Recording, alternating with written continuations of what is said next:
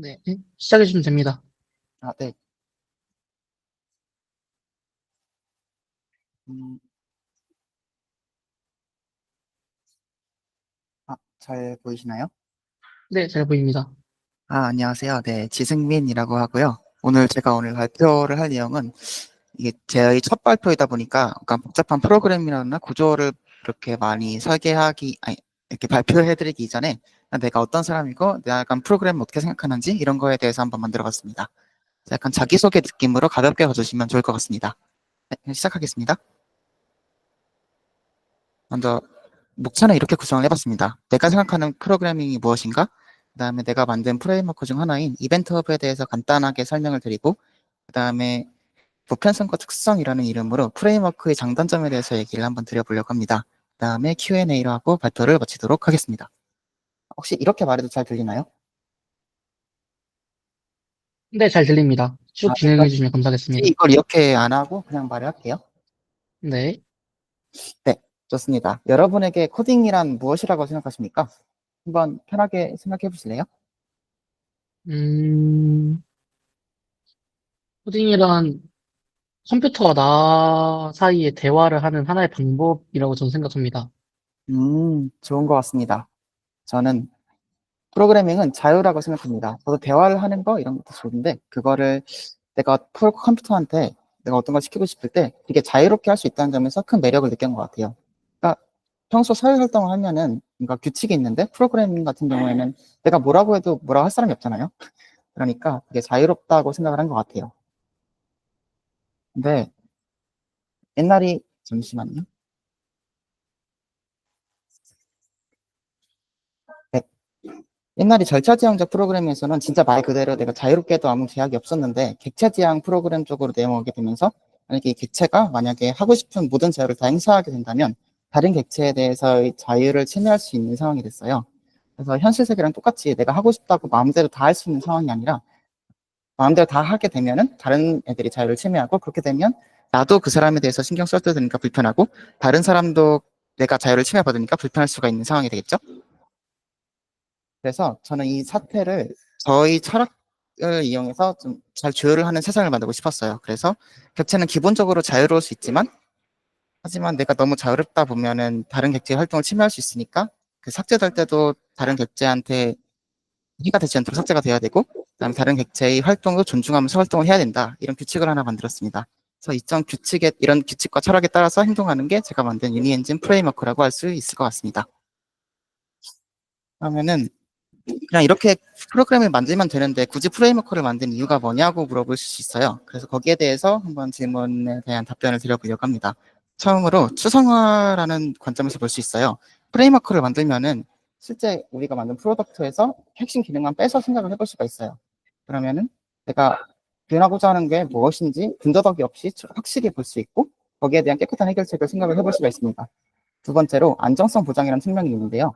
이렇게 핵심 로직을 떼서 분리해서 만들다 보면은 거기에 대한 테스트를 진행할 수가 있으니까 다른 요건 추스들을 최소화하면서 이 로직의 테스트를 할 수가 있어요. 그러니까 훨씬 더 안정성이 보장된 그런 모듈을 만들 수 있겠죠. 세 번째로는 가장 중요하게 생각하는 건데, 이 만들어 놓은 기능들이 여러 가지 쌓여져 있으면은 어떤 프로그램을 개발을 할 때 작은 디테일에 집중하지 않고 이미 만들어진 거를 갖다 쓰기만 해도 내가 원하는 프로그램을 빠르게 만들 수 있겠죠. 이런 부분에 대해서 개발자에게 개발이 자유를 좀 부여해 줄 수 있다고 생각을 했습니다. 그래서 이런 프레임워크를 만들어서 하고 싶은 거는 크게 세 가지가 있는데, 이건 그냥 설명만 간단하게 하고 넘어갈게요. 처음에는 이런 게임 같은 것들 만들고 싶고, 그다음에 모델링 프로그램 아니면은 시뮬레이션 프로그램 이런 것들을 만들고 하고 있습니다. 자, 그러면 여기까지 저희 프로그래밍 철학에 대해서 간단하게 얘기를 해봤는데요. 이번에는 약간 코딩적 이야기로 조금 더 넘어가서 이벤트 허브라는 객체에 대해서 잠깐 설명을 먼저 드릴게요. 만약에 음, 사냥꾼이랑 사냥개가 있는 상황을 한번 만들어 봤습니다. 여기서 사냥꾼은 내가 사냥을 나갈 때 사냥개한테 나 사냥 나간다라고 말을 해주고, 사냥개는 그러면은 사냥꾼을 나 나간다고 했을 때 사냥꾼 따라서 산책을 나가는 역할을 해요.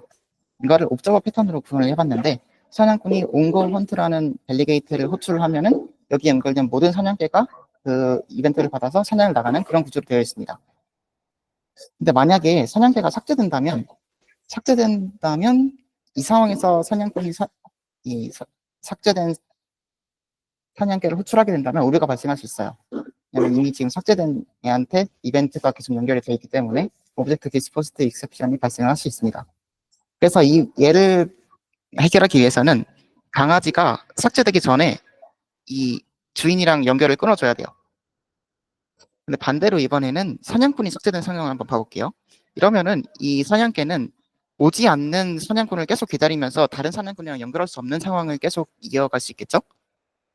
이 상황을 해결하기 위해서는 사냥꾼이 삭제될 때 사냥개한테 알려줘야 돼요. 아, 나 삭제되니까 나한테 연결을 다 끊어줘라. 이런 식으로 알려줄 수 있도록. 그래서 사냥개는 그 이벤트를 받으면은 사냥꾼에 연결된 모든 이벤트를 다 끊음으로써 진정 자유로워질 수 있겠죠? 이걸 한번 코드로 교환을 해봤습니다. 먼저 사냥꾼의 경우에는 온고 헌트라는 내가 사냥을 나가는 거를 알려주는 델리게이트가 있고, 삭제될 때 호출을 해서 나 삭제될 때 관련 처리를 할 수 있는 온 디스포스드라는 델리게이트가 있어요. 온고 헌트에는 온고 헌트를 델리게이트로 호출하고, 삭제될 때는 삭제된다라는 델리게이트로 호출합니다. 사냥개도 볼게요. 사냥개 같은 경우 지금 주인을 설정할 때 주인이 온고 헌트에 같이 팔로우 오너를 설정을 함으로써 주인이 사냥을 나갈 때 같이 따라갈 수 있도록 했고요. 주인이 삭제될 때 디스커넥트 오너를 호출함으로써 그러니까 삭제될 때 디스커넥트 할 수 있도록 했습니다. 디스커넥트 오너는 보면은 그 오너한테 연결된 모든 델리게이트 두 개를 다 끊는 지금 이렇게 볼 수 있죠. 이렇게 되면은 오너랑 이 사냥개 두 개의 연결고리가 완전히 끊어지게 됩니다. 이런 식으로 프로그램을 잘 작성할 수 있는데 이거를 보고도 괜찮을 수 있어요. 근데 저는 이 부분이 조금 마음에 걸렸습니다. 첫 번째로 오너 같은 경우는 온고 헌트랑 온 디스포스트 두 개의 포트를 통해서 연결을 관리하고 있어요. 이 경우에 연결이 늘어나거나 아니면 연결에 대해서 추가적인 처리를 해야 되는, 예를 들어서 뭐 연결에 인자가 들어간다거나 아니면 특정 시간 동안 연결을 잠깐 비활성해야 한다거나 이러면은 연결 관리에 조금 더 많은 코드가 들어가게 되고, 그렇게 되면은 얘의 핵심 로직에 방해를 줄 수도 있어요. 그래서 그렇게 되면은 단일 책임 원칙을 위반을 하는 사례가 나타날 수도 있다고 생각을 했습니다. 두 번째로 강아지 같은 경우에는 지금 셋 오너에서 고 폰트랑 온 디스포스트에 연결된 이 메서드를 그대로 디스커넥트 오더에서 해제를 해줘야 되는데, 이거 같은 경우에는 휴먼 에러의 가능성이 있을 수 있어요. 내가 이 델리게이트에 어떤 거를 연결했는지를 기억하고 있어야 되니까요. 그래서 이거를 해결할 수 있는 이벤트 허버라는 객체를 만들어 봤습니다. 얘가 하는 거는 연결을 관리해 주는 건데요. 이걸 쓰면 어떻게 장점이 있냐면, 첫 번째로 사냥꾼 같은 경우에는 이벤트 허버를 통해서 모든 연결을 관리하기 때문에 관리는 얘만 해주면 돼요. 예를 들어서 온고 헌트에서 이벤트 허브.점 업데이트를 통해 가지고 모든 이벤트를 전파할 수 있고, 내가 없어지는 상황에서는 이 이벤트 허브만 삭제해주면 관련된 모든 연결이 자동으로 끊어지도록 설계를 해놨습니다. 독 같은 경우에도 연결을 할 때는 그 사냥꾼이 이벤트 허브에 나를 연결하고, 온 업데이트 됐을 때는 팔로우 오너를 실행하도록 하고, 삭제됐을 때는 디스커넥트 오더를 실행하도록 해가지고 이렇게 메서드 체이닝 형식으로 쉽게 연결을 이룰 수 있도록 했어요. 여기서 좋은 점은 디스커넥트 오너를 할 때 오너.이벤트허브.디스커넥트 디스, 즉 사냥꾼한테 나 좀 연결 끊어줘 라고 말함으로써 여기 관련된 모든 연결을 다 끊을 수 있습니다. 이렇게 하면은 내가 얘의 어떤 델리게이트에 어떤 메소드를 연결했는지 다 기억하고 있을 필요가 없죠. 이러면은 개발을 조금 더 자유롭게 할 수 있다고 생각을 했습니다. 이렇게 저희 이벤트 허브라는 걸 간단하게 설명을 해봤는데요. 혹시 여러분 최소 논란 원칙에 대해서 알고 계신가요? 만약에 여러분이 마트에서 귤을 샀어요. 근데 까봤는데 이렇게 키위가 나왔다면 여러분 이걸 먹고 싶으실까요? 이것처럼 개발자들도 다른 사람이 코드를 봤을 때 뭔가 되게 생소한 게 있으면은 이해하기 좀 어려워지고 거부감이 들 수 있다. 그래서 최대한 예측 가능하게 코드를 만들라는 원칙이 POLA 원칙입니다. 이거를 제가 말한 이유는 이런 이벤트 허브 같은 경우에 저는 되게 쓰기 편하고 많은 프로그램의 예를 쓰고 있어요. 다른 개발자가 봤을 때 이벤트 허브가 뭔지, 얘가 어떻게 작동하는지에 대한 개념이 많이 없으면 혼란스러울 수 있겠다라는 생각을 좀 들게 됐던 적이 있습니다.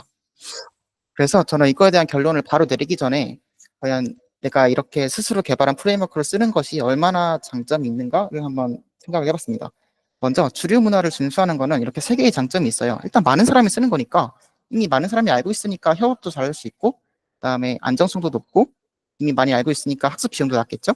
반대로 내가 만든 프레임워크를 쓰는 거는 일단은 내가 해결한 당면한 문제에 대한 해결책에 내가 생각한 거니까 유연성이 높아요. 그리고 외부 라이브러리 유정성도 낮아서 라이브러리가 변경됐을 때 프로그램을 다 갈아엎어야 되는 그런 불상사를 막을 수 있습니다. 그리고 관리와 확장성 부분도 제가 크게 생각하는 부분인데, 아무래도 외부에 나와 있는 라이브러리를 쓰게 되면은 내가 이거를 입맛대로 개조하거나 아니면은 딱 필요한 부분만 쓰는 게 좀 어려울 수가 있죠. 그래서 장단점을 갖고 있어요.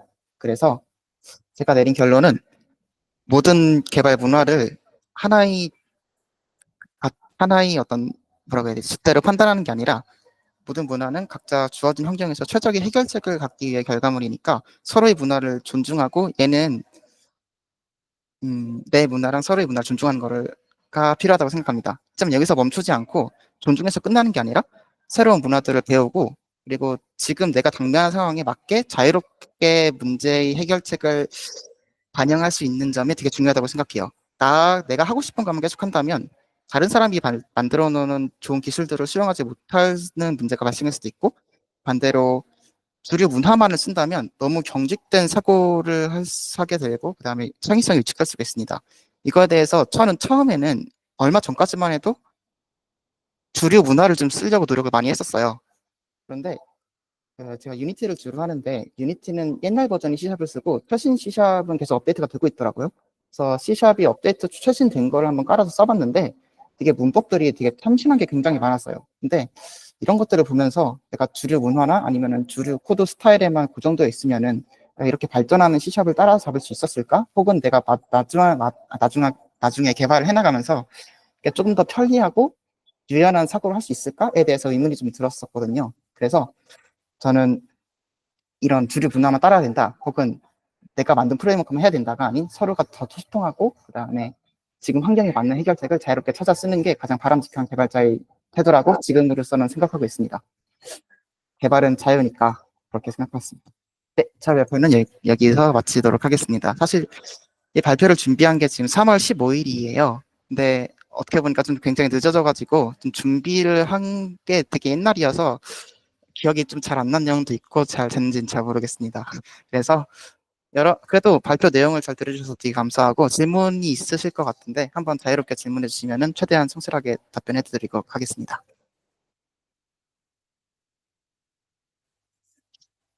일단은 질문 아니고 저희가 조금 원래 준비를 좀 옛날에 하셨다고 하셨는데 네, 원래 저번 컨퍼런스 때 발표하셨잖아요.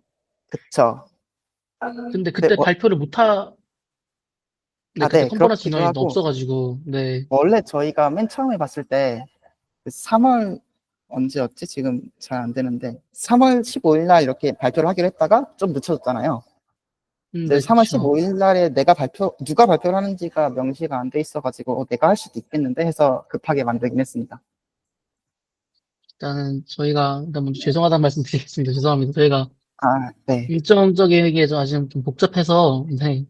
네. 저도 그 부분은 괜찮은데, 아무래도 저도 좀 만든 지 오래됐다 보니까 약간 이게 찰지게 하는 건 조금 어려웠던 것 같아요. 그래서 다음부터는 지금은 약간 소개하는 이야기라서 좀 철학적인 얘기나 아니면 좀 이런 문화에 대한 얘기를 했는데, 다음부터는 내가 어떻게 문제를 해결하고 그런 부분들에 대해서 좀 더 중점적으로 내용을 구성해 보려고 합니다. 재밌을 것 같아요. 네, 네. 또 그럼 혹시 그러면은 본인이 개발하신 프로그램 같은 거에 대한 본격적 소개는 언제쯤 하실 예정이신가요? 다음 컨퍼런스부터 바로 들어가려고요. 컨퍼런스, 다음 컨퍼런스부터? 알겠습니다. 네, 감사합니다. 더 질문 있으실까요? 질문이나 의견 자유롭게 얘기해 주셔도 괜찮을 것 같습니다. 마이크 안 되시는 분들은 채팅도 괜찮으니까 편하게 말씀해 주시면 감사하겠습니다. 딱히 없는 것 같습니다. 괜찮으실까요? 네, 저는 괜찮습니다. 네. 그러면은 네, 뭐 계속 알겠습니다. 진행해 주셔도 괜찮을 것 같습니다. 네, 알겠습니다. 화면 공유를 이제 꺼주시고, 그러면은 원래 오늘 발표 순서대로 가자면은, 신현수님 다음에 저가 와야 되니까, 그럼 제가 이제 발표를 이어서 하겠습니다. 네. 저도 오늘 약식으로 준비했기 때문에,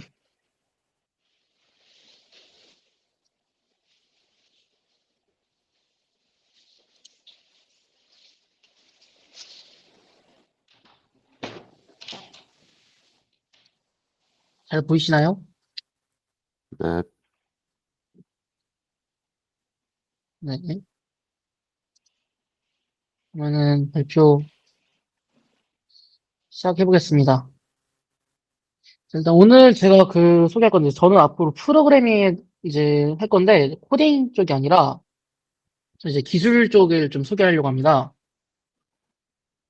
그래서 오늘은 이제 앞으로 소개할 기술들에 대한 약식을 조금 준비를 해봤고요. 일단은 일단은 저희 랩실에서 최근에 이제 개발하고 있는 이런 플랫폼이 있는데, 이런 플랫폼에 들어가는 기술들에 대해서 설명을 앞으로 해보려고 합니다. 그냥 간단하게 저희 랩실에서 하고 있는 그 기기 제품에 대해서 설명드리자면은, 수변 기반 AI 만성 질환 감염병 관리 기기 및 디지털 헬스케어 플랫폼이라고 설명이 되어 있습니다.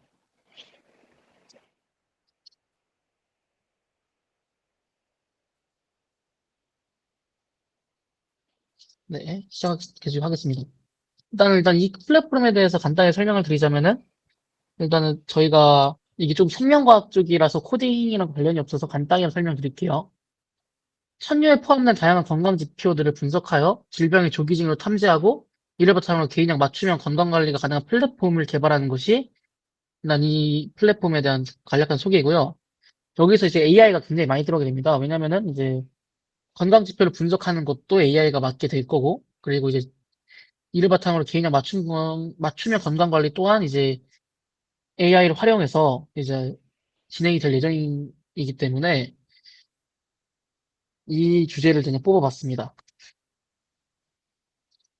일단 전체적인 시스템 개요도에 대해서 일단 한번 보여드릴게요. 일단 그림 잘 보이시나요? 잘 보여요. 네, 알겠습니다.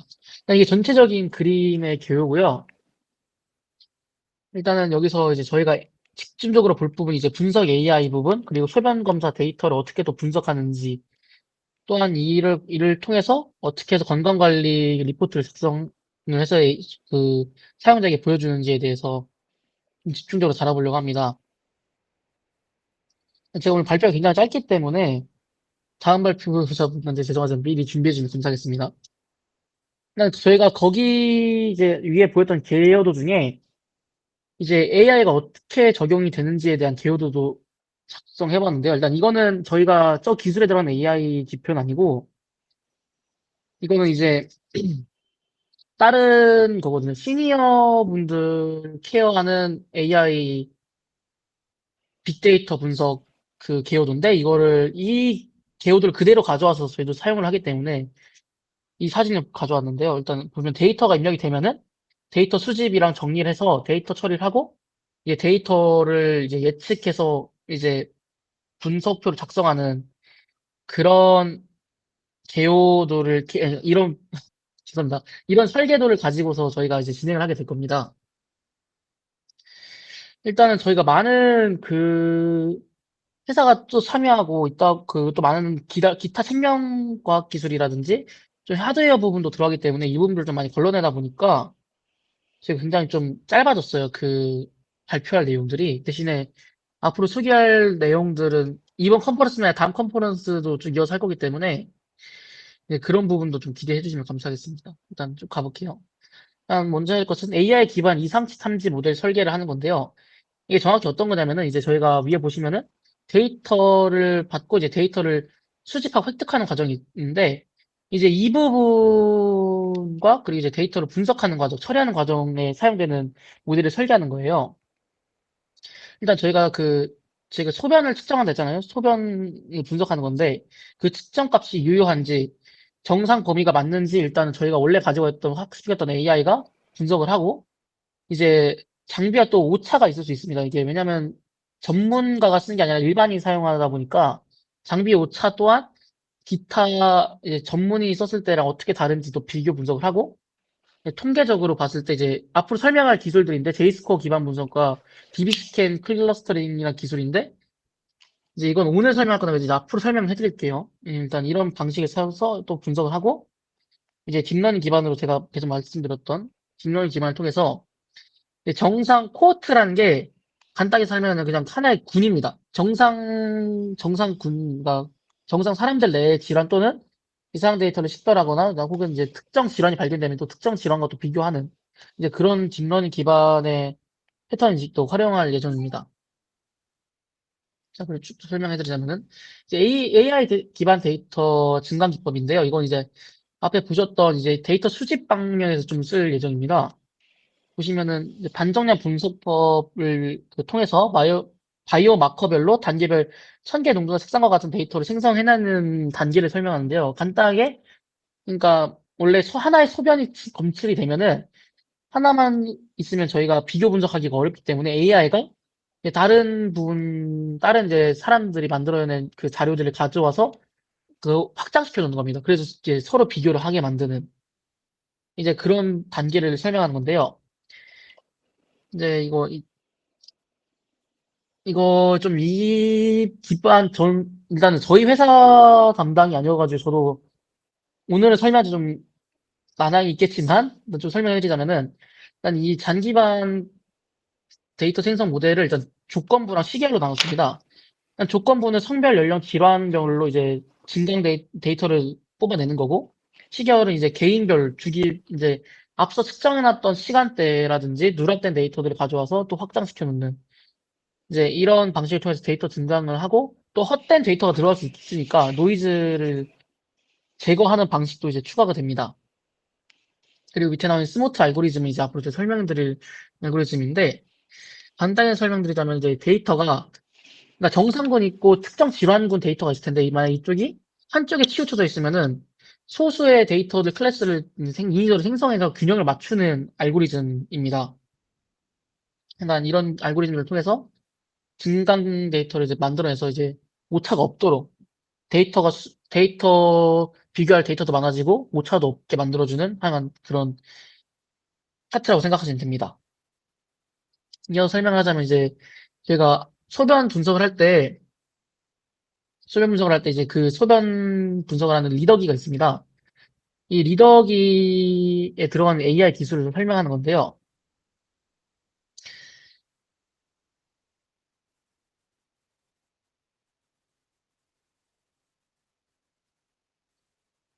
일단은 이 검정 곡선이라는 게 있는데 저도 그 처음 보는 개념이어서 조금 이해하는데 오래 걸렸어요. 잠시만요. 죄송합니다. 다른 일도 있어가지고 죄송합니다.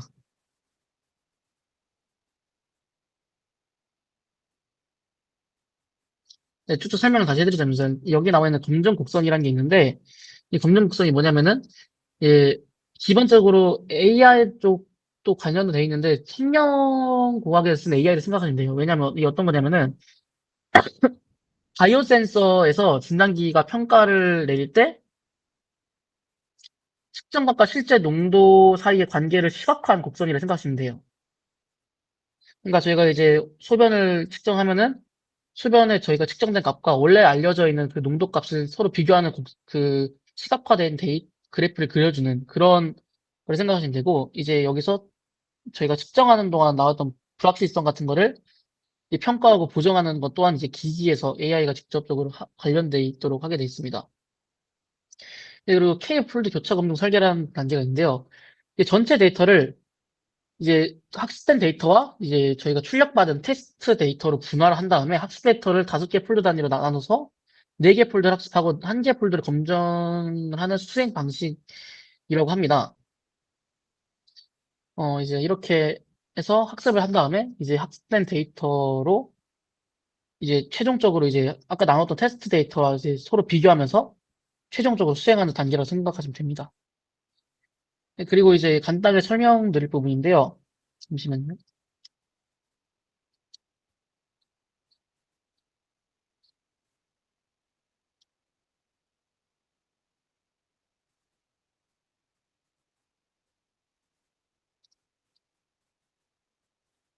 네, 이렇게 설명드리겠습니다. 이제 바이오마커 기반 완성질환 위험도 예측 모델인데요. 일단은 이게 원래 글을 쓰려고 했는데 글로 쓰시면 이해하기 어려우실까 봐 좀 도식화된 그림을 가져왔습니다.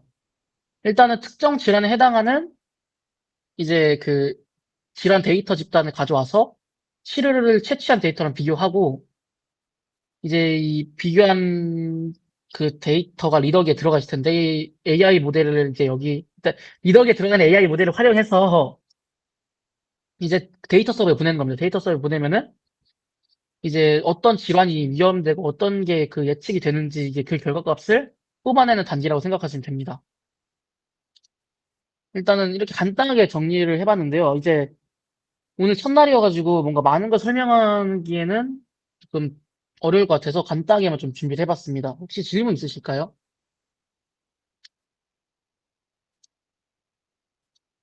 조금 생명과학 개념이 좀 많이 들어가서 좀 어려운 부분도 좀 있을 수 있습니다. 충분히.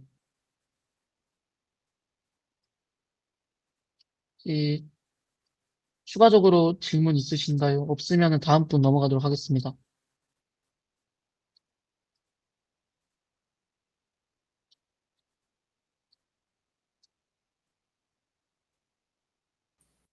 다음이 혹시 전가요?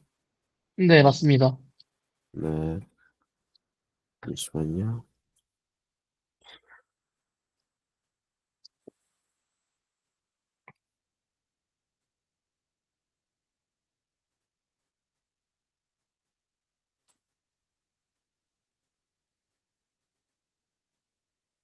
네, 체스 엔진 저번에 이어서 그대로 발표를 이어나갈 김연수입니다. 일단, 그때의 코드는 사실상 갈아엎는 일이 중간에 한번 생겼습니다. 일단 그 과정을 잠깐 간략하게 얘기해 드리자면은, 기존에는 그 클래스문으로 제가 객체를 전부 설정했었는데, 그 생성된 클래스문으로 생성된 객체의 이름을 그대로 가지고 와서 각 기물의 색깔, 역할, 그리고 이동할 칸, 그거를 리스트 속에서 검색하고 기물을 선정해서 이동시키고 그런 식으로 직접적으로 접근해서 데이터를 변경하는 방식이었습니다. 하지만 이렇게 하면은 나중에 알고 보니까 문제가 생기죠. 기보, 나중에 인공신경망을 통해서 학습을 시키려면은 결국에는 기보를 학습시켜야 됩니다. 근데 기본은 당연하지만 그 기물의 이름을 직접적으로 쓰지 않습니다. 그 칸으로 이동할 수 있는 기물이 무엇인지 간략하게 쓰여 있긴 하지만 결국에는 판단은 인간에게 넘기기 때문에 기물의 이름까지 정확하게 명시되지 않아요. 그래서 이거는 하나의 그 예시를 들고 온 건데 저 F3, F6라는 칸으로 나이트가 이동을 해야 됩니다. 사람이라면은 저 칸으로 이동할 수 있는 나이트가 하나밖에 없구나라고 하고서 바로 알 수 있지만 컴퓨터는 그런 게 아니기 때문에 이러한 식으로 설정하면 문제가 발생할 수 있습니다.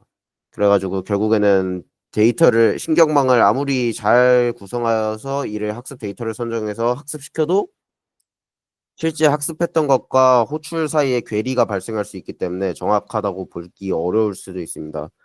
그래서 아예 처음부터 다시 해야 되고 직접적인 호출이 문제였으니까 그렇다면 방식을 바꿀 겁니다. 그래서 기물을 전체적으로 리스트에 담아놓은 리스트를 하나 만들어 놓을 거고 칸을 입력했을 때 그 각각의 그 어떤 역할을 가진 기물을 움직일지 정하고 그 이동 가능성을 판정한 다음에 그걸 기반으로 이동할 것입니다. 이게 무슨 소리냐? 기보를 보면은 NF3, NC6 이런 식으로 표기가 됩니다. 앞에 대문자는 기물을 뜻하는 거고요. 그러니까 역할, 나이트, 비숍 그런 걸 뜻합니다. 뒤에 자리는 이동할 칸을 표기하고요. 그렇다면은 간단하죠. 입력 칸에서 그 맨 첫 글자를 따와가지고 역할을 판별하고 그 역할에 따른 이동을 구현한 다음에 그 이동을 할 기물만 찾아주면 됩니다. 예, 그래서 이렇게 데피니션을 통해서 그냥 각 기물에 맞는 이동 구현 함수를 설정하고 이건 폰입니다. 그러면은 기물을 입력했을 때 각 기물이 이동할 수 있는 값을 리스트에 저장하고 이를 원하는 값과 비교를 했을 때 같다 하면은 기물을 이동하고 턴을 넘깁니다. 아니면은 다른 기물로 넘어가면 되겠죠. 근데 이것도 기물을 수기로 입력하는 거다 보니까 사실상 문제가 생깁니다. 예, 저번과 달라진 거는 단 하나의 값만 이용하면 된다는 거고 문제가 생기는 게 각각 나이트 1, 나이트 2 이렇게 해서 이미 생성된 나이트 객체를 기반으로 판단하는 거였는데 두 개만 판별하면 되는 거였으니까 여기까지는 문제가 없었죠. 그렇게 해서 이동하는 거였는데 문제점은 프로모션 룰이 문제점이 됩니다. 폰은 보드의 반대편에 도달할 경우 킹룰을 제외한 기물로 변경되죠. 그렇기 때문에 사실상 나이트가 3개인 경우가 생기는데 저는 앞서 나이트 1, 나이트 2까지만 판별하도록 했기 때문에 새로 프로모션된 나이트는 이동 계산이 안 되는 경우가 발생합니다. 그렇기 때문에 코드를 살짝 수정해가지고 순환되는 리스트 속에서 역할을 먼저 구별해낼 겁니다. 모든 기물 속에서 해당 기물의 클래스문에 따른 부여된 역할 값을 전부 판별하고서 이제 나이트가 움직였다. 그렇다면 이제 나이트 역할을 가진 기물만 추출하는 겁니다. 그리고 각 기물을 그 이동 함수에 집어넣어서 어느 칸으로 갈 수 있는지 비교하고 이제 이동할 수 있는 칸이 지정된 나이트를 움직이게 하는 겁니다. 네, 그리고 특수규칙 앙파상 같은 것도 이번에 구현하는데 겨우겨우 성공했고요. 이게 앙파상 규칙이 검은색의 경우 첫 번째, 그러니까 일곱 번째 칸에 있는 폰이 두 칸 앞으로 전진했을 때 흰색 폰이 다섯 번째 열에 있다면은 이제 앙파상이라고 해가지고 대각선으로 캡처할 수 있는 룰이 있습니다. 예, 조건이 되게 복잡해요. 그래서 턴을 판단하기 위해서 턴을 위한 함수를 만들고 턴 체인지 턴 위한 변수까지 다 만든 다음에 클래스문에 이거를 위한 또 다른 변수까지 새로 만들었습니다. 판별을 위해서. 그래 이를 기반으로 false true 값을 판별해서 내 옆에 있는 기물이 폰이고 이게 앙파상 상태가 true이므로 캡처가 가능하다. 그리고 색이 반대 그 나와 다른 색이기 때문에 캡처 가능한 기물이 맞다 할 경우 이제 이동 가능한 수에 추가를 하는 방식으로 진행했습니다. 그리고 캐슬링 같은 경우는 이제 저 룩과 킹이 이동하지 않았다는 전제 하에 저 가운데 빨간색 두 칸이 공격받지 않는 상태에 한해서 이제 킹이 G1으로 이동할 수 있고 룩이 F1으로 한 턴 만에 그 두 이동을 구현하는 그런 특수 규칙입니다. 그렇기 때문에 되게 또 조건이 많아지는데 그래서 킹 움직임과 룩 움직임을 각각 판별할 수 있는 변수가 클래스문을 속에서 또 필요해지고요. 그리고 모든 기물이 그 칸을 공격하고 있으면 안 되기 때문에 에, 모, 사실상 나랑 다른 세계의 기물을 전부 다 판별하고 있어야 됩니다. 모든 기물이 저 칸을 공격하고 있는가 아닌가를 싹 다 판별하고 모든 if문을 통해서 모든 기물들이 저 칸을 공격하고 있지 않다라고 할 경우에만 가능하도록 설정해 놨습니다. 이렇게 말하니까 되게 짧게 설명이 끝나버리긴 하는데 이래 보여도 450줄에서 200줄까지 줄인 다음에 이걸 다시 800줄까지 쓰는 진짜 노가다가 들어갔고요. 작업 시간은 거의 4일 내내 걸렸고 뭐 코드 대충이라도 보고 싶다 하면은 저기 기터브에 칼레스트 체스 엔진 치시면은 대충 나오긴 합니다. 예, 감사합니다. 혹시 질문 있으신가요? 네, 없습니다. 그냥 궁금한 게 하나 있는데요. AI가 네. 규칙을 학습하는데 문제가 있을 수 있다고 했는데, 그러면은, 이 AI는 체스 말을 움직이는 거 보면서 규칙까지 학습을 하는 건가요? 아니면은 규칙을 입력을 해두고, 그 다음에 체스를 하는 방법을 익히는 건가요? 사실상 규칙으로 제약을 걸어두는 방식을 지금은 생각하고 있습니다. 물론 정확하진 않을 수 있습니다.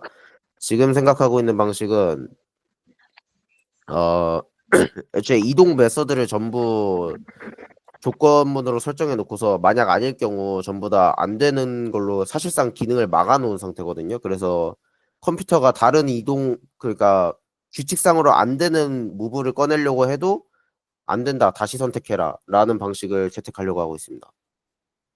네, 감사합니다. 네.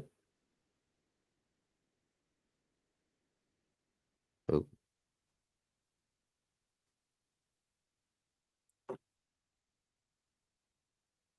그럼 오늘 발표 일단 두 분 안 오신 분 제외하고 오늘 발표가 끝났고요. 홈버러스가 생각보다 일찍 끝났습니다. 네. 뒤에 일정 있으신 분들도 있고 하니까 오늘 컨퍼런스는 여기서 마무리 짓도록 하겠습니다. 다들 수고하셨고요. 다음 컨퍼런스는 이제 앞으로 시험 기간이 있으니까 시험 기간 그 끝난 후 4월 30일에 진행될 것 같습니다. 채팅으로 알려주시겠습니다. 23일은 시험 당일인데.